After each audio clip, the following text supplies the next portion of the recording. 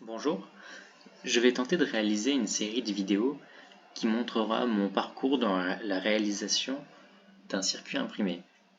Ce circuit imprimé, il hébergera une calculatrice analogique parce que ça fait longtemps que j'ai envie de faire un PCB, un circuit imprimé, et de réaliser des circuits analogiques qui, je trouve, sont un peu plus intéressants que le numérique parce que c'est à la fois moins précis et moins pratique. Donc voilà, tout de suite on voit le vrai intérêt de l'analogique. Et donc je vais commencer tout de suite par la simulation de deux fonctions de la calculatrice, donc l'addition et la multiplication. On passera peut-être rapidement sur la soustraction et la division qui sont en fait des déclinaisons des montages qu'on va voir aujourd'hui. Donc on est sur LTSpice qui est un logiciel de simulation de circuits logico-analogiques et vous voyez ici le montage de l'addition. Le premier à gauche, avec l'amplificateur opérationnel, donc qui est ce triangle, permet de additionner V1 et V2. Il a un petit défaut, c'est qu'en fait, comme vous pouvez le voir sur cette formule, il inverse le résultat. On a moins V1 plus V2. Et c'est ce que corrige cette deuxième partie. C'est un amplificateur inverseur, c'est-à-dire que si on a un signal X, la valeur de sortie sera moins X fois le gain de l'amplificateur. Comme R4 est la même valeur que R5, le gain vaut 1, donc on va tout simplement faire moins X. Et donc au lieu d'avoir moins V1 plus V2, on aura tout simplement V1 plus V2. Démonstration. Je réarrange les fenêtres. Donc on a V1 qui vaut 5, V2 on va mettre 2 volts. Et donc on peut voir que sur le fil de sortie, on a 7 volts. Bon, 7 volts qui ne sont pas tout à fait 7 volts, c'est un peu en dessous, mais dans l'idée, c'est ça. On va pas en demander plus pour l'instant.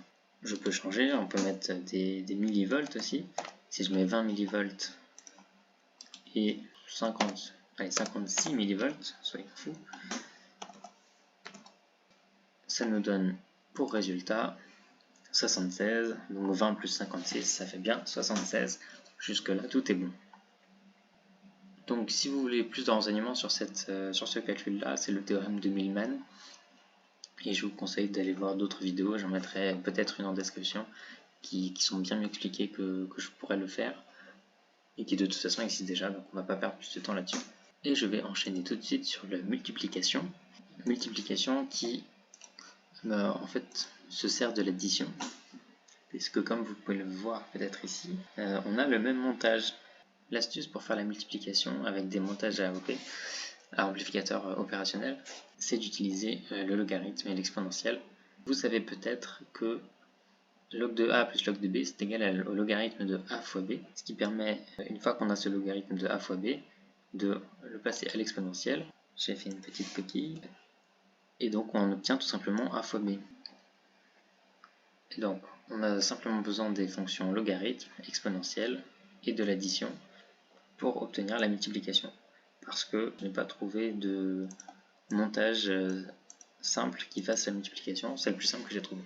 En fait, pour avoir les fonctions logarithme et exponentielle, c'est assez simple, c'est tout simplement ce montage là pour la fonction logarithme, qu'on retrouve également ici, et pour l'exponentielle, c'est en fait l'inverse de ce montage. Vous voyez que la diode, ici, elle est à gauche, et la résistance en haut de l'amplificateur, alors que là, la diode est en haut et la résistance en bas, à gauche pardon. Et donc, on prend le logarithme de V1, le logarithme de V2, on les additionne. Donc ici, on a log de V1 plus log de V2, donc ce qu'on a ici. Ici, on fait la fonction exponentielle. Et en sortie, on inverse parce que, évidemment, l'additionneur, il inverse la sortie. Alors, il y a un petit détail ici, c'est comme vous pouvez voir, notre résistance, elle ne vaut pas R, elle vaut R sur 100. Tout simplement parce qu'en fait, notre résultat, il va avoir un gain de 100. On peut constater que le résultat ici, donc si on fait 1,5 fois 40, on a bien 60. Et on peut changer cette valeur-là si on met 20 mV fois 3 mV. Ça devrait nous donner, si je suis pas trop bête, 60. Et donc on a bien 60. Si on met fois 0,5, on devrait tomber sur 10 mV. Parfait. Donc vous voyez tout de suite, on commence à apercevoir que on n'est pas très précis. On n'a pas 10, on a 10,2 presque. Donc on commence à taper dans le 2% d'erreur. Voilà. Ça reste honnête. Mais on est dans la simulation, alors je pense que en pratique ça sera bien pire. Je vois qu'on a encore un peu de temps, alors on va regarder la soustraction.